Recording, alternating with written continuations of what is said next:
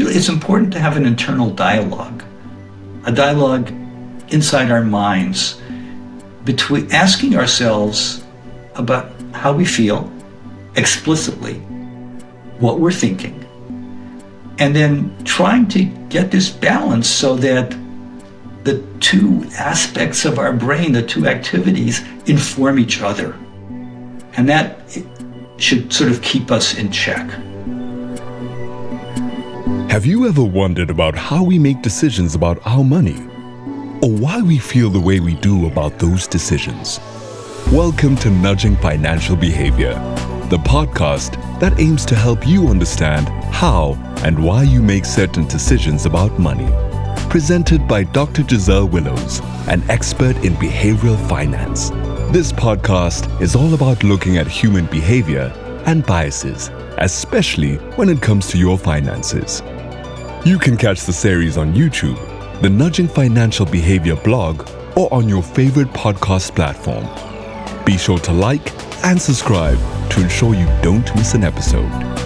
Special thanks to our sponsor, IG Market South Africa, a world-leading online trading provider that gives you access to opportunities across thousands of financial markets through their intuitive platforms and apps. Let's get started. Welcome to the 6th episode of Season 2 of the Nudging Financial Behaviour Podcast. I'm Dr. Giselle Willows. Can you believe we're already halfway through Season 2? In this series, we're breaking down human behavior and biases as we try to help you understand how and why you make certain decisions about your finances. Today, we're unpacking a bias that has a lot to do with how readily available information is, availability bias. We'll also look at survivorship bias, which is closely linked to availability but can have a big impact on investment decisions. My guest in this episode is Hersh Shefrin, a pioneer and legend in the field of behavioral finance. Oh, and don't forget to like and subscribe to this channel so that you know when new episodes come out. It should probably go without saying that we make decisions based on the information we have at our disposal. And this is where availability bias comes in. The definition of this bias refers to how an event that has an almost non-existent probability of happening to you can be assigned a reasonable, even high probability by your mind just because the information is readily available. It's a mental shortcut that enables us to connect decisions or ideas easily based on instant or vivid examples. A great example of this was the movie Jaws.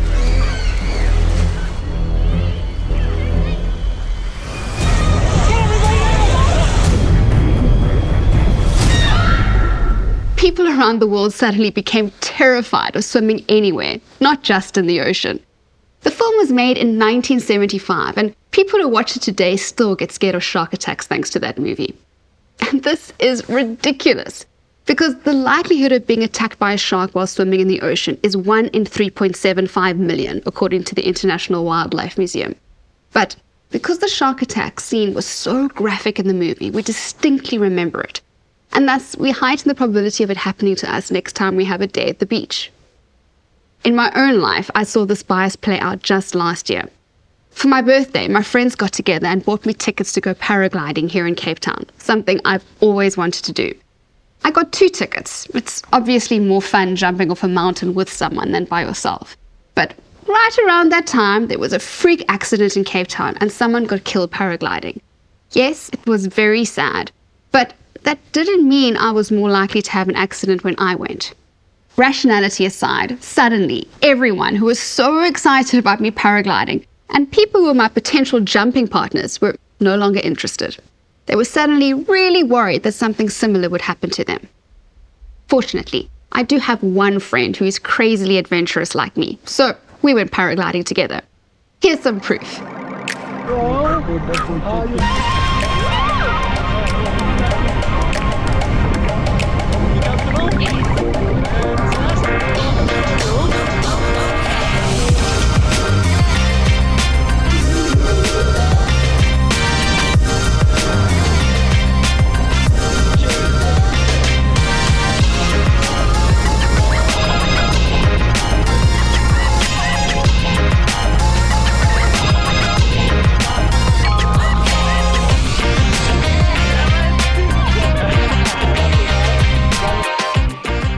about it long enough, you'll agree that this behavior, being impacted by recent events, is ridiculous. Things don't happen more often in the real world just because they happened recently or because we can visualize them better thanks to a movie or the news. But what we hear about a topic and how that fits in with what we already think we know influences how we react to it. And that means we overestimate the perceived risk of dying while paragliding, rather than succumbing to something ordinary like the flu. It was American businessman and investor Charlie Munger who put it quite well when he compared availability bias to Frank Sinatra's song with the lyrics, "When I'm not near the girl I love the girl I'm near." When I'm not near the girl I love the girl I'm near. He said this in his famous speech, The Psychology of Human Misjudgment. I'll link to the full YouTube video in the show notes. I think it's safe to say that the problem with availability bias is that when making decisions, we are influenced by what's in our working memory. With this in mind, we cannot underestimate the power of someone's past lived experience on their future decisions. It's simple. What you remember from your past influences your future. The memories, stories, and examples that are more easily available to us guide us. It's also important to note that the more recent the event, the more easily it's recalled. Rolf Dobelli said in The Art of Thinking Clearly, We create a picture of the world using the examples that most easily come to mind. essentially, our memory is influenced by our emotions, expectations, feelings, and what we've been exposed to. Social media coverage plays a big role here. An event that is possibly very rare, like a gas explosion in the streets of Johannesburg, might become more visible to us because there is large coverage of it online. Now at 11, stunning new video shows the moment an apparent underground gas explosion sent shockwaves through Johannesburg, South Africa. As the news spreads, so does the ease with which we can recall that event. But neither of these things influence the probability of the event happening again. And this is getting even more important in our lives thanks to the social media echo chamber effect. Remember Rachel Alberts from season 1? She spoke to us about confirmation bias on social media. I think the trend that we're seeing across the world, it's not a South African problem, is that humanity is becoming very contrasted. We're seeing extreme opinions being shared, particularly on social media. And with that means that people are less interested in finding out more about things that don't necessarily appeal to them directly. I think there's a lot of danger in only valuing the opinions of people who have a similar mindset or maybe even a similar background to you. And I think that's what a lot of the danger is. But it's not just social media. It's the news in general. There has never been so much news about the world available to us as there is right now. And it's coming from everywhere. On our TVs, our computers, our phones, even notifications on our smartwatches. Author and entrepreneur Rolf Dobelli has given amazing talks on living without the news. His view is that we don't need the news, the constant barrage of headlines about stories that don't impact our lives in any way. Now, he's not saying that we shouldn't be informed about the world around us. Rather, we should explore significant events, people and places and gain an in-depth knowledge of the parts that truly impact us. Can you live without the news? Can you live without the day-to-day chatter about things happening? See, news is to the brain what sugar is to the body. News give you the illusion of understanding, and that illusion is dangerous. So, what should you do? Read long, solid magazine articles that give you perspective. Read books that explain the world's complexities. My advice to you, go deep instead of broad in your search for knowledge. You will be more healthy, more wealthy, and more wise. Thank you. Our constant scrolling through news headlines on social media, news apps and websites is not keeping us informed. It's feeding into a global anxiety and feeding into our biases, especially availability bias.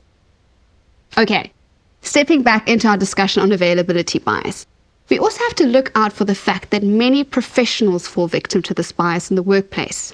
Financial advisors have their favorite products, doctors have their preferred medicines, consultants have their preferred methods.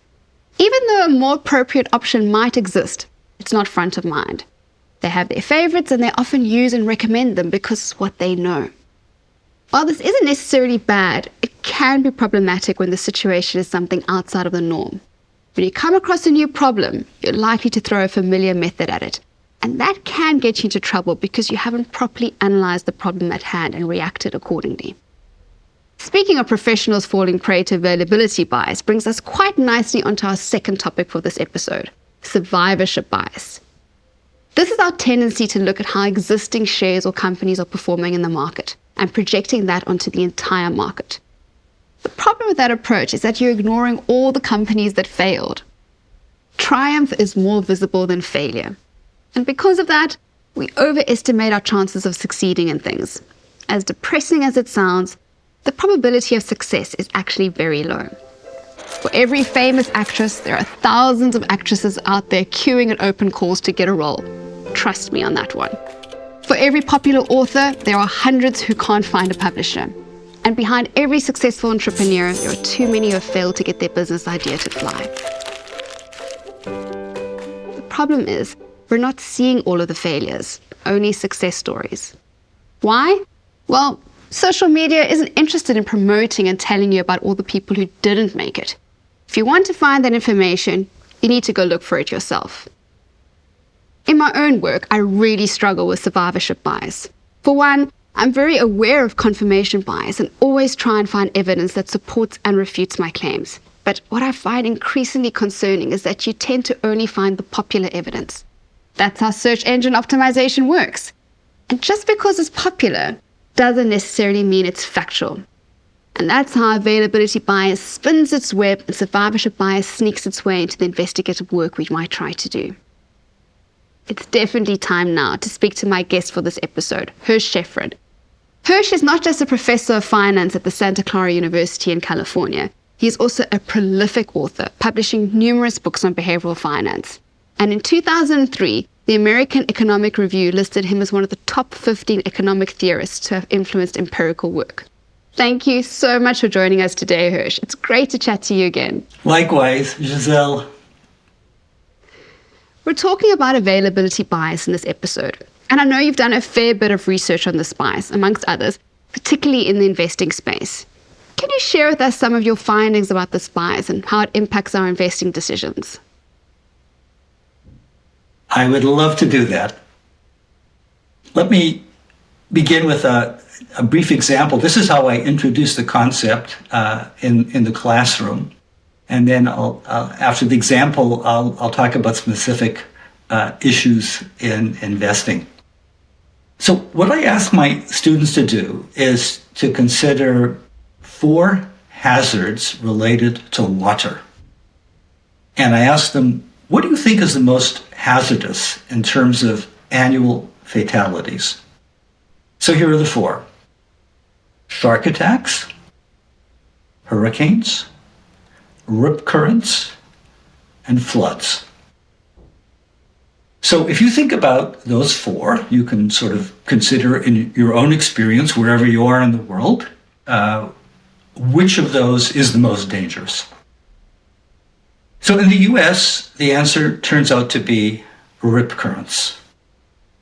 And that is typically a huge surprise to most of my students or most of the audiences to whom I pose this question. Because after all, hurricanes and floods, most people do know, except after the film Jaws came out, that shark attacks are not something that is particularly dangerous, except in the few events where it happens. Perhaps in South Africa, it's a bit more frequent than in the US. But, rip currents, are simply people walking out into the ocean and being dragged out and drowning. And there are more rip current deaths per year than deaths from any of the other 3. And the question is why? And it's largely because the media reports on dramatic events like shark attacks and floods and hurricanes. But rip currents simply are individual events that very rarely make the headlines. And so information about rip currents is not readily available the way information about shark attacks, hurricanes, and floods is readily available. And that's why we have a bias called availability bias. Availability bias means putting too much weight on data sources that are readily available, especially if the source of the data is memory. All right, so that sort of gives you the intuition as to what the bias means. Now, what about real-world examples? So here is a real-world water hazard example that's a bit different than the other four. It relates to Fukushima Daiichi, the nuclear reactor that experienced a meltdown in Japan about a decade ago. And why did it experience a meltdown? It experienced a meltdown because of a combination of an earthquake followed by a tsunami that struck the reactor itself. Why would availability bias figure in to this particular event? Well, it figures in because of the way the Japanese built Fukushima Daiichi. They built it to withstand a major earthquake, but not a major tsunami. And why would they do that? It's because the Japanese experience a lot of earthquakes, but far fewer tsunamis, even though tsunami is a Japanese word. Tsunamis are just not part of the Japanese consciousness, at least they hadn't before Fukushima Daiichi, than earthquakes are. So availability bias was a strong driver of the design of Fukushima Daiichi that led them to be vulnerable to the impact of a major tsunami. I will tell you, and it really is, it is fact. When you try to assess the risks, you plan for a 1 in 10,000 year event. That's what they should have done with tsunami data. Thought about what happens over a 10,000 year period in respect to the histogram of major tsunamis. But they didn't do that. They chose just one data point, a recent tsunami off the coast of South America that was relatively minor compared to what they actually experienced. So that event, because it was relatively recent when they were doing the design, it was a readily available event, and so they succumbed to availability bias. So that is investment. It's corporate investment as opposed to what individual investors do, but it's an example from investment. I'll give you an investing example, though, the firm BP. So I hope many of you will recall the catastrophic events around the explosion of Deepwater Horizon in the Gulf of Mexico. I will tell you that 2 years before that explosion, I wrote that I thought that most investors had the wrong perspective on BP stock, and BP is a company. That most investors thought that BP was an environmentally friendly company because it invested in alternative energy. And it was very good at PR. But if you actually looked at what BP did, if you looked below the surface, if you looked below the level at which data was readily available, you'd see that it was an environmentally hostile company. It was winning all kinds of awards for being socially responsible before Deepwater Horizon. But the real story was different. So I even mentioned in my writings that there was a threat to operations in the Gulf of Mexico. But in the end, availability bias prevailed, both within the company, in BP, but also in the investment community in terms of investors who invested in BP. Yes, such a powerful bias and some really impactful examples that you shared there. I mean, something that's closely linked to availability bias is also survivorship bias, which adds a whole other dimension to things. We know that triumph is more visible than failure. But as a researcher, in all your writings, your years of research, you'll know how imperative it is to ensure our samples aren't a victim of this. Can you share any experiences about that particular bias? Sure. Think about Apple as a company, the most valuable company in the world. It invented the iPhone, and it has certainly survived and thrived. But living in Silicon Valley, and having lived in Silicon Valley through the 1990s, through the dot-com bubble, and the period thereafter, you also see other companies that were working on developing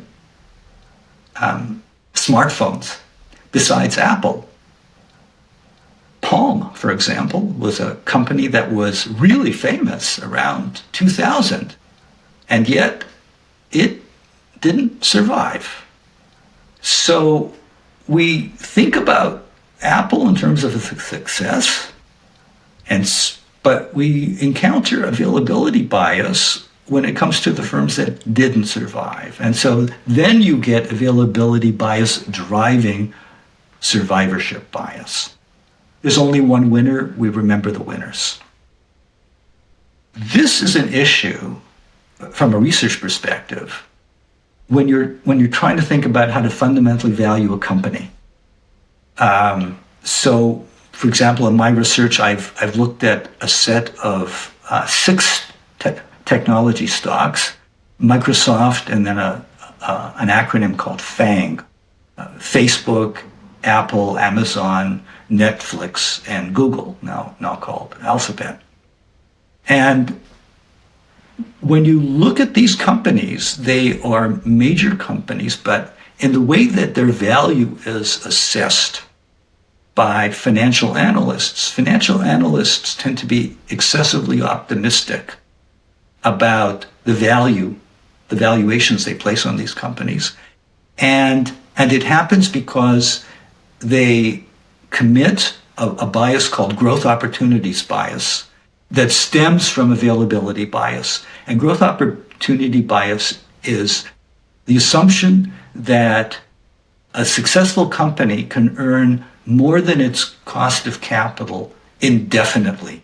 It will always be a winner into the long term, it's not just a short-term phenomenon. And we teach in textbooks, we teach our students to be really careful to assume that in the long term, you shouldn't expect companies to earn more than their cost of capital unless there's a good reason to do that, like patent protection or government protection. So you wind up having to be careful about this. It's important that financial analysts be careful about this, and honestly, for the most part, they're not. So this is kind of an issue that comes up that links the two issues you asked about, Giselle, availability bias and survivorship bias. Yes, makes sense. I just want to break for a second and tell my listeners a quick story about when I first met you. You probably won't remember these details, but when I first met you back in 2014 during my time at Berkeley, we had arranged to meet at a coffee shop near your university campus. I had to take a train to get there, and as I was sitting on the train, I suddenly thought, oh no, I didn't bring his book along to sign. How rude. Because then you were already a really prolific writer, and at the time you had a very well-known book out called Beyond Greed and Fear. I remember thinking that maybe, I am going into a university coffee shop, maybe there'd be a bookshop near the train station, so as I'm walking to the coffee shop, maybe I could quickly buy the book, but no luck. And then obviously, being the direct person that I am, I think it was the first thing I said as I met you. I was like, hello, I'm so sorry I don't have your book with me. But you just brushed it off and got chatting, and it was like nothing had happened. Anyway, where am I going with the story? Fast forward a few months later, I'm back in South Africa at UCT, sitting in my office, and I get a call from reception saying that I have a delivery. Guess what? It's your book. It's your book, and I've actually got it over here with me. And more than that, here's the book. You'd actually written a message in it for me. So I'm not sure if the camera can pick this up. They can actually see this inscription there that you wrote. It reads, to Giselle, whose energy will take behavioral finance to the next level. With very best wishes, Hersh. It was such a touching gesture, and I really appreciated it. And why I'm mentioning it is because I want to touch on fear and greed, because we know these two emotions are at the root of our biases. What do you think, or what can you tell us about fear and greed, and what can you tell us about how we can manage those emotions in our trading and investing decisions? That is, thank you for that question. I started out in the behavioral area, focusing on the fact that when people make decisions, they do it by combining mental inputs based on both how they feel and what they think. And how they feel is critical. So balance is important because most of us really need to have these two elements in our minds, both helping us to assess situations and figure out what makes sense in terms of decisions.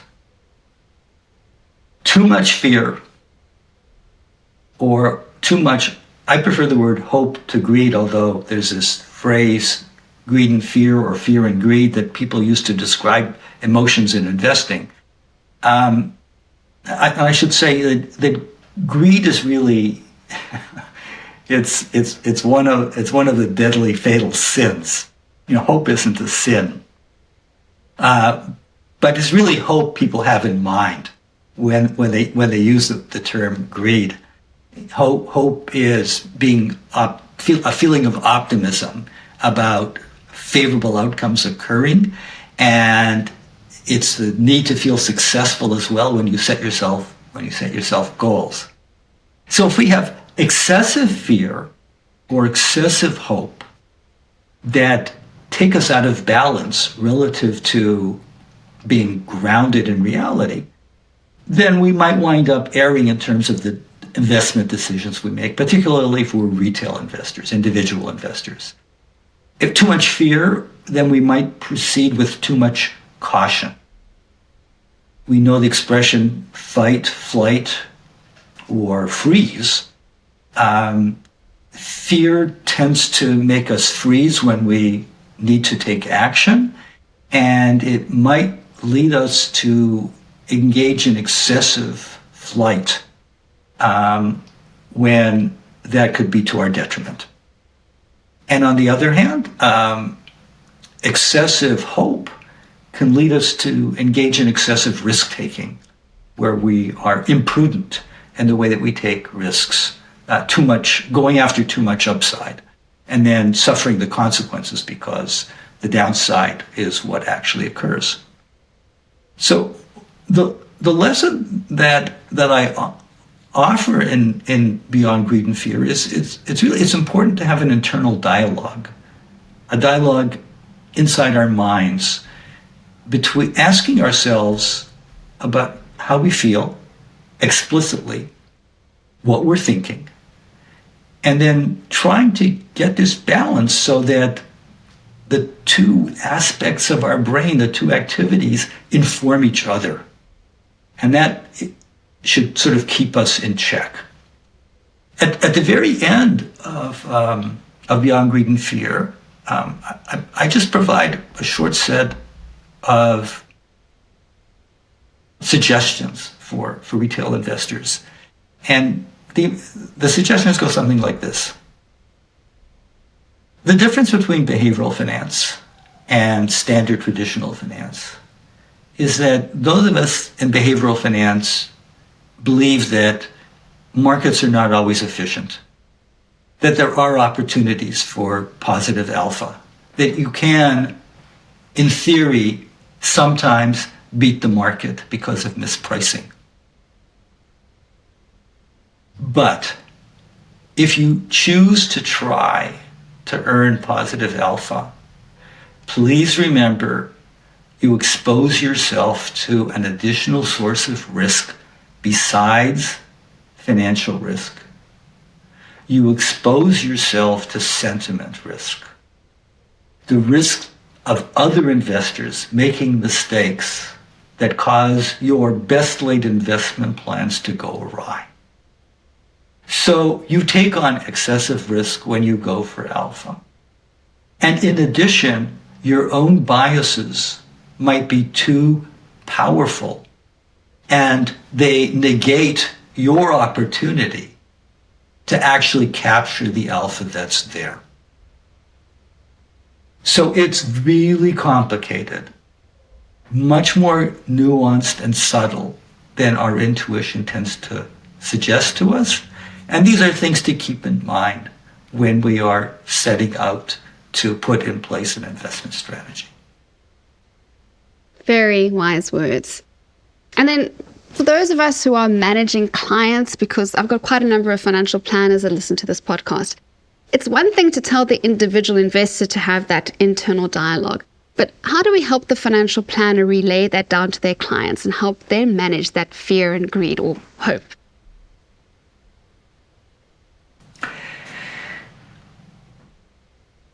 I think that financial advisors need to understand that their roles are not just about advising on portfolios or constructing portfolios or doing small questionnaires to elicit risk tolerance. But they really need to have a behavioral skill set that goes along with a financial skill set.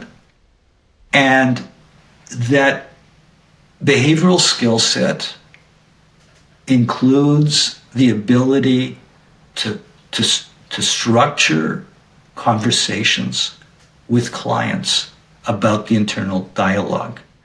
So they need to get comfortable asking their clients how they feel. They need to get comfortable asking their clients about their emotions. In a sense, they need to have a psychological toolkit that's similar in nature to what therapists have.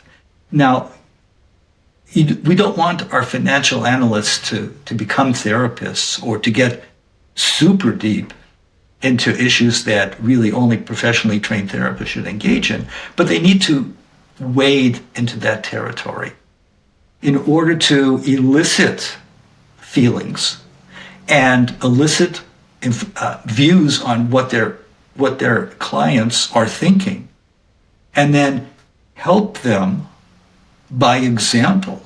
And that often means by using themselves as examples, explain to their clients how they think about managing the internal dialogue, the internal conversation about feelings and thoughts.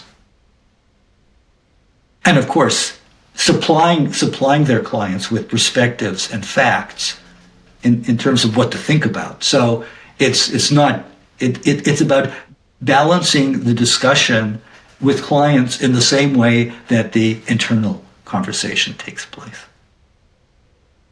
Yes, we do ask a lot of our financial planners, but this is really an important thing for them to be aware of in their profession and what they do. Thank you so much, Hersh. It's been a real privilege to have you on the podcast as my guest. I really appreciate it.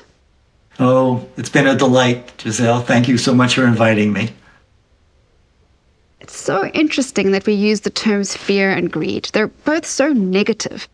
I like what Hersh was saying about using the term hope rather than greed. It gives a different spin on that internal dialogue and hopefully will help you and me to keep balancing things. Okay, let's bring it back to availability bias and wrap things up here. Don't overestimate information that is available to you. Just because you know someone who did no exercise and lived to a healthy 100 years of age doesn't mean that you shouldn't exercise. Rather, ask yourself how you can use the science of availability to make your life better. Is it better to live your life and believe the world is not as bad as commonly portrayed? Or watch the news every day where you'll be shown constant death and destruction because that's what sells? Lastly, when coming across a new problem, check yourself before throwing a familiar method at it. Is there perhaps a more appropriate approach that you haven't tried before? If you haven't figured it out already, perhaps the best way to use this bias in your favor is to become a storyteller. The more exciting and vivid your story, the easier it'll be to convince someone of something. Trial lawyers are masterful storytellers. They figured out that it's not the facts that move people, it's the stories that do. Availability bias is absolutely one of the most important biases that you really need to be aware of. It's so easy to fall prey to it. It can be quite a tricky one to spot. I suppose it's probably wrong that I'm hoping that availability bias will play out for you right now and encourage you to like this episode. We've reached the end. I hope you enjoyed it. That was Nudging Financial Behaviour, hosted by behavioral finance expert, Dr. Giselle Willows. Make sure you like and subscribe so that you don't miss an episode. You can catch the Nudging Financial Behaviour podcast on YouTube, our blog, or your favorite podcast streaming platform. Thank you again to our sponsors, IG Market South Africa, for helping to bring the show to life. And now for the disclaimer. This podcast should not be seen as advice. All the information and opinions are of a general nature. They are not intended to address the needs or circumstances of any individual. We are not financial advisors, neither are any of our staff or service providers, nor is our sponsor. All expressions of opinion by the host or guest are subject to change without notice in reaction to shifting market conditions. Any information you get from us should be seen as only that, information only.